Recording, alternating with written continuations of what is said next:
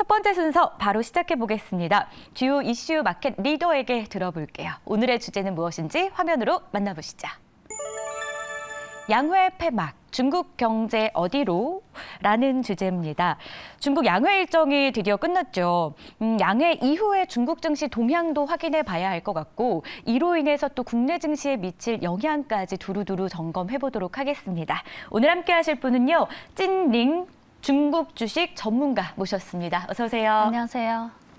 반갑습니다. 저희 오늘 함께 나눌 이야기는요. 일단 앞서서도 예고해드린 것처럼 중국 양회가 마무리되면서 과연 국내 증시에 또 어떤 영향이 있을지까지 보려고 해요. 사실 양회 개막하기 전부터 국내에서는 수혜주 찾기, 관련주 찾기에 굉장히 바빴어요.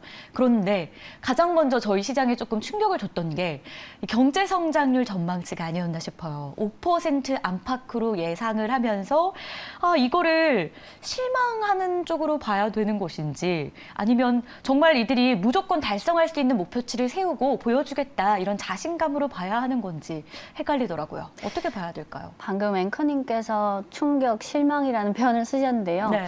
아무래도 똑같은 성장률 목표치에 대해서도 한국이나 일본이나 서방이나 외부의 그 느낌이나 체감도, 인식이 중국 현지랑 그 체감도상 차이가 많이 나는 것 같아요.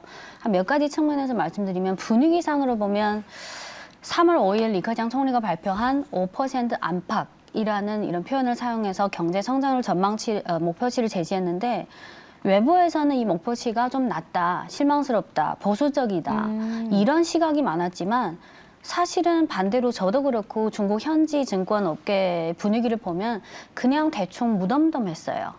네. 그리고 중국의 증권사가 100개 이상이 있는데 작년 말부터 올해 초까지 중국 증권사들도 올해 경제 전망 보고서를 쭉 발간하잖아요. 대체로 정리해보면 올해 성장률을 5% 초반대, 5%에서 5.3%로 전망한 기관이 가장 많았어요. 그래서 아무래도 중국 현지 돌아가는 상황에 대한 그런 체감도나 인식이 좀 괴리가 있는 것 같고 두 번째는 30분 전에 지난주 금요일에 양회가 폐막하고 30분 전에 신임 리장 신임 총리가 기자회견을 가졌는데 저도 오는 길에 들으면서 왔는데 이종 신임 총리가 5%라는 목표치에 대해 이렇게 말했어요. 그냥 다듬지 않고 그냥 직역하면요. 올해 성장률 목표치를 5% 안팎으로 설정했는데 이는 각 요인들을 종합적으로 고려해서 결정한 목표치이다. 물론 지금 중국의 경제 총량이 이미 120조 yuan, 참고로 120조 yuan이면 17.4조 달러 정도. 그러면 중국의 경제 총 규모는 이미 미국의 한 70%라고 생각하시면 돼요. 그래서 지금 중국의 경제 총량이 이미 120조 yuan을 넘어섰고 게다가 지금 새로운 여러 가지 도전도 적지 않다. 그래서 기저효과를 고려하면 5% 안팎이라는 목표치를 달성하려면 올해는 아마 그리 쉬운 일이 아니다. 그래서 우리 정부가 더욱더 배로 노력해야 된다. 이렇게 말했어요. 그래서 여러분들도 내년 3월에도 양회가 개최되고 또 1년 지나면 또 맞아요. 그래서 너무 한국 현지나 서방의 언론에서 강조하는 그런 특정 포인트나 문구 또는 키워드에 너무 매료되지 않아야 될 것 같아요. 네. 그리고 또 한 가지 덧붙이자면 올해 한 해가 가장 중요하잖아요. 어떻게 보면 미래에서. 맞아요. 근데 좀 더 장기적으로 보면 작년 10월에 중국 공산당 제20차 당대회가 열렸잖아요. 당대회는 5년, 심지어 더 멀리 장기 전략을 세우는 회의인데 거기서 뭐라고 했냐면 중국의 향후 최우선 과제는 고품질 발전. 고품질 발전이 사회주의 현대화 국가 전면 건설의 최우선 과제다. 그러니까 과거 몇십 년 동안 중국은 양적인 성장으로 크게 규모가 커졌지만 이제는 양적인 성장뿐만 아니라 부가가치가 높은 질적인 성장이 중요하다. 그래서 이제는 중국의 경제 성장률을 볼 때는 너무 그 숫자 자체가 아니라 좀 더 변화하고 동태적인 시각으로 봐야 되는 것 같아요. 좀 새로운 시각으로 우리가 설명을 좀 들어볼 수 있었는데요. 그러면은 방향을 우리가 하나로 접어본다면 좀 그래도 중국 쪽에서 질적인 성장까지 우리가 본다라는 것 자체는 우리 시장에도 좀 수혜 입을 만한 게 있지 않을까라는 생각도 들어요. 중국이 질적으로 성장을 이렇게 해주면 좀 글로벌 전체에 중국 자체가 영향을 많이 미치기 때문에 좋은 점 아닌가 이런 생각도 들거든요.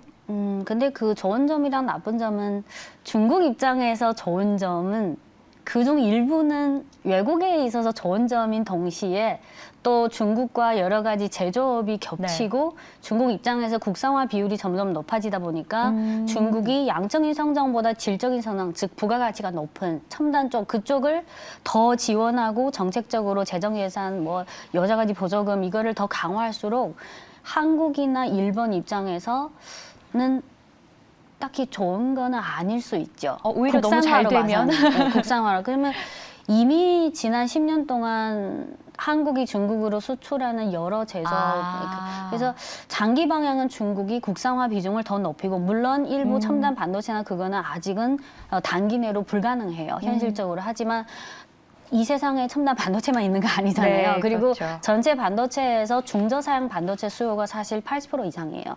그래서 전체적으로 중국 작년 당대회도 그렇고 그리고 작년 12월에 중앙경제공작회의 그리고 지난주에 폐막한 전인대에서 나온 그런 정책 기조와 관련된 문구를 봐도 확실히 과거에 비해서 중장기적으로 중국이 제조업에 있어서 그동안 좀 취약했던 점, 그런 점, 특히 첨단, 장비, 제조, 소재까지 전체적인 밸류 체인에서 취약한 점을 강화하겠다. 이렇게 말했으면 거기에 들어가는 보조금이나 정책 지원이나 여러 가지 혜택이 더 꾸준히 진행될 거예요. 네. 그렇다면 저희 좀 정리하는 측면에서 올해 정부 업무 보고 내용도 좀 체크를 해보도록 하겠습니다. 이번 정부 업무 보고 내용에서 확인할 수 있는 카테고리를 좀 굵직하게 나눠본다면 저희가 주목할 만한 내용 뭐가 있을까요? 이게 어느 나라든 정부 문서 자체가 아주 좀 원칙적이고 형식적이고 딱딱한 표현을 많이 쓰잖아요. 근데 지난 몇 개월 그리고 양회에서 나온 문구를 정리하면 사실 딱 3가지예요. 첫 번째는 올해 경제에 있어서 1번 가장 중요한 거는 내수 확대.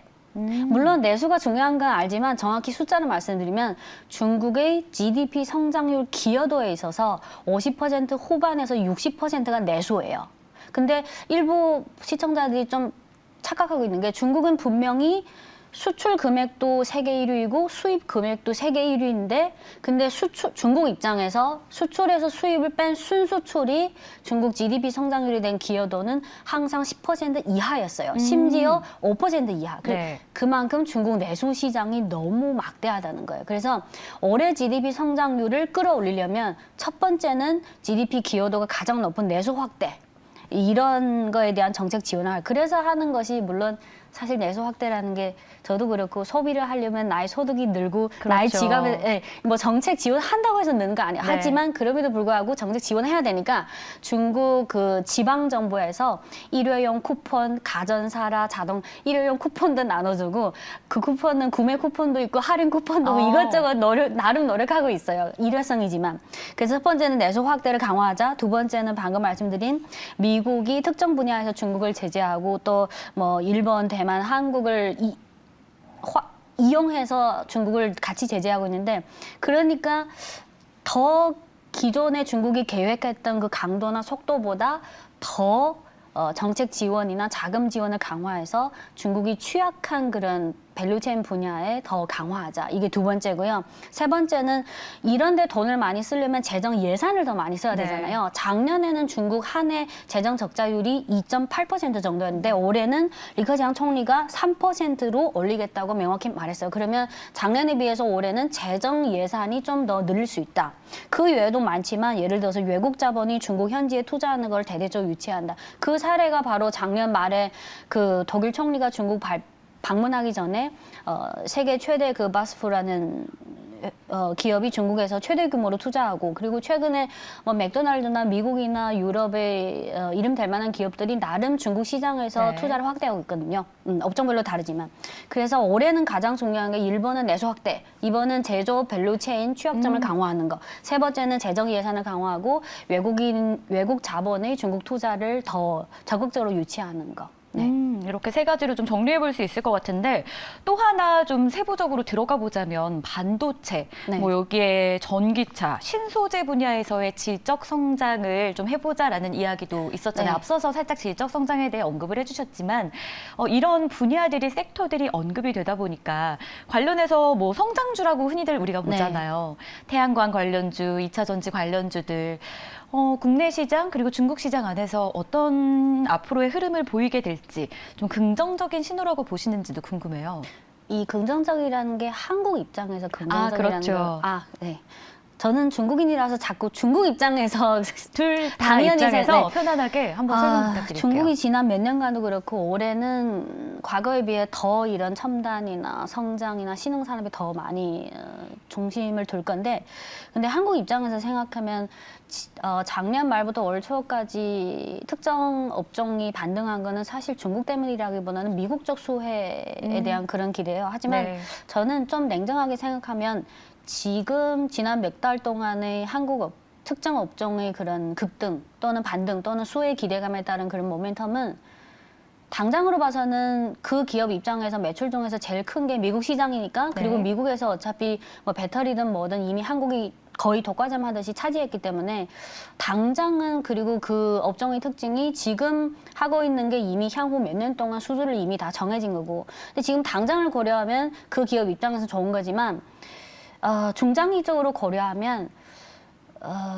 산업마다 다르고, 그리고 산업의 정치적인 요인이 개입되면 또 다르지만, 어쨌든 원론적으로 얘기하면 제조업 같은 경우는 보통 한 산업의 사이클이 30년이거든요. 물론 탄소 중립이라는 트렌드가 있기 때문에 이 사이클이 더 길어질 수 있지만, 네. 하지만 다시 원론적인 시장 얘기를 돌아오면, 시장이 지금은 고성장 그런 단계지만 시장이 지나면 지날수록 중국 업체가 그 시장에 들어가지 않더라도 한국 업체 사이에서도 점점 경쟁이 치열해지면서 어느 맞아요. 순간부터는 성장률이 고성장에서 중저성장, 그러면 치킨 게임 시작하고 가격도 어쩔 수 없이 시장 원칙에 따라 내려. 그러면 한국 업체 사이에서 그런 경쟁도 점점 심화될 것이다. 그래서 지금 당장 그런 주가 급등은 충분히 투자자분들이 누리면 되는 거고, 하지만 주가는 항상 현실 앞에서 선반영하는 특징이기 때문에 맞아요. 너무 지금의 그런 좋은 분위기에 매료되기에는 어느 순간은 기승전결로 결론을 내려야 되죠. 그 결론이 유지 또는 매도. 네, 어느 순간 그 결정을 내려야 될 것 같아요. 유지할 것이냐 또는 매도할 것이냐에서. 네. 왜냐면 중국, 예를 들어 방금 한국 입장에서 네. 하는데, 예를 들어 참고 가치가 있는 거는 지금 전 세계에서 전기차 중에서 가장 비중이 큰 게 반을 차지하는 중국, 그리고 BYD도 엄청 열심히 하고 있고, 맞아요. 중국 국내 시장뿐만 아니라 해외 시장. 근데 BYD 주가가 가장 급등한 해가 2020년이에요. 300% 올랐어요. 네. 그리고 2021년에 한 40% 올랐고, 근데 작년은 전 세계적으로 글로벌 증시가 안 좋으니까 이익 실현 나왔고, 올해는 연초 대비 7% 하락했어요. 근데 여전히 중국은 가장 큰 전기차 시장이고, 고성장에서 안정적인 성장으로 과도하고 있지만 어쨌든 가장 큰 시장이에요. 하지만 주가는 이미 지난 3년 동안 요동치면서 어느 정도 한 바퀴 돌았어요. 네, 그래서 항상 주가는 시장 앞에서 선반영하고 있다는 점을 좀 감안해야 될 것 같아요. 네, 좋습니다. 자, 그렇다면 여기에 또 한국과 중국의 경쟁이 또 심화되고 있잖아요. 네. 그런 관점에서 봤을 때 반대로 좀 경쟁이 없는 산업도 찾아보면 어떨까라는 생각이 들더라고요. 방금 말씀해 주셨어요. 네. 뭐 배터리도 그렇고 경쟁은 계속 심화되고 있는데 어떻게 볼까요? 뭐 없는 산업이 있을까요? 산업마다 차이가 너무 클 것 같아요. 바로 생각나는 경쟁 없는 산업은 K-팝이 아닐까요? 그러네요. 중국의 그 현대 문화는 사실 중국 국내용이라서 미디어 콘텐츠 이런 쪽이요. 그쪽은 사실상 한국이 아시아에서는 가장 선도에 있고, 그리고 과거에 비해서 특히 사드 이후에 중국에서는 많이 위축됐지만 그 대신 미국이나 뭐 중동이나 유럽이나 심지어 맞아요. 아프리카에서 인기가 많아지고, 근데 그런 부분은 한국의 전체 GDP에 대한 기여도가 높지가 않다기보다는 아쉬운 부분이죠. 낮거든요. 결국은 중국도 제조업 기반의 나라고, 일본이든 한국이든 사실 제조업 기반 나라이기 때문에 특정 분야에서는 한국이 확실히 경쟁력이 앞서 있지만, 다시 제조업으로 돌아와서 보면 지금 시장 원칙이든, 그리고 중국이 우선은 중국 국내 시장을 차지한 후에 이제는 어느 정도 확보됐으니까 해외 진출을 계속 강화하는 분위기거든요. 그래서 중장기적으로는 한국 입장에서는 좀 긴장감을 놓치지 말고, 정치적인 그 요소가 개입되다 하더라도 특정 분야에서 기술적으로 초격차를 유지하는 게 그 외에는 방도가 없을 것 같아요. 네. 알겠습니다. 자, 그렇다면 최근 중국의 경기 회복세가 좀 가시화되는 분위기라는 평가도 나오고 있습니다. 네. 뭐 눈에 띄는 어떤 결과물을 본 건 아니지만 중국이 이렇게 가시화되는 성장을 보여준다는 것 자체가 또 글로벌 시장에 어떤 영향을 미칠까? 중국 경제가 살아나면 글로벌도 살아날 것이다. 네. 이런 이야기들도 많이 있었기 때문에 우리 국내 시장은 또 어떤 영향을 받을 것인지도 체크해 봐야 될 것 같아요. 어떤 부분 좀 기대해 볼 수 있을까요? 네, 그 한 나라 내부만 바라보면 긍정적이보다는 부정적인 게 자꾸 눈에 들어오는데요. 하지만 글로벌적으로 보면 지난 1월 말에 IMF가 발표한 나라별 올해 경제 성장률 전망치를 보면 유일하게 작년보다 성장률이 올라간 나라가 중국이에요. 그래서 오. 올해는 중국 경제 성장률 호전 여부는 중국 자체뿐만 아니라 글로벌 경제 성장률을 끌어올리려면 글로벌 수요를 조금이라도 늘리려면 중국 경제의 중요도가 진짜 1위인데 근데 다시 그 얘기로 들어가면 여러 가지 정치적인 요인도 있지만 중국 입장에서는 그 정치적인 요인이 있든 없든 어쨌든 중장기적으로 제조업의 국산화 비율, 특히 부가가치가 높은 쪽의 국산화 비율을 중장기적으로 높이는 게 중국의 장기 전략이고, 그러면 이쪽에서는 한국이 아무래도 더 기술적으로 초격차를 유지하는 그런 데 힘써야 되고, 그리고 두 번째는 한국 주식 중에 연말 연초에